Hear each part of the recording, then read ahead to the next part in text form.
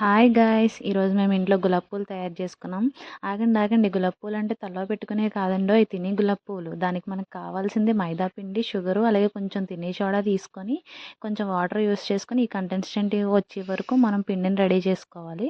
So ఇక్కడ మనం పిండి రెడీ అయిపోయిన తర్వాత ఆయిల్ పక్కన పెట్టుకోవాలి. కొంచెం ఆయిల్ హీట్ ఎక్కే వరకు చూసుకొని మనం గులాబీ పూలు వేయడానికి స్టిక్ ఉంటుంది. దాన్ని కొంచెం ఆయిల్లో డిప్ చేసి ఆ పిండిలో డిప్ చేసిన తర్వాత మనకు ఒక స్టిక్ యూస్ చేస్తే మనకి ఈజీగా గులాబీ పూలు అనేవి వచ్చేస్తాయండి. ఒక 2 మినిట్స్ 1 మినిట్ అన్న మనం ముందు ఆయిల్లో పెట్టిన తర్వాతే మనం పిండిలో పెడితే అప్పుడు మనకు అది బాగా అంటుకోకుండా గులాబీ పూలు అనేవి బాగా ఈజీగా వస్తుందండి. ఇంట్లో స్నాక్స్ ఈజీగా చేసుకోవచ్చండి, చాలా బాగుంటాయి కూడా. సో ఈ విధంగా మనం గులాబీ పూలు అనేవి చేసుకోవచ్చు. సో చూడండి, ఇక్కడ మనం కలర్ చేంజ్ అయ్యే వరకు చూసుకొని తీసుకోవడమే. సో ఇక్కడ మనకి గులాబీ పూలు అనేవి రెడీ అయిపోయినాయి. ఈజీగా ఇంట్లోనే చేసుకోవచ్చండి. ట్రై చేయండి అందరూ. Thanks friends, bye.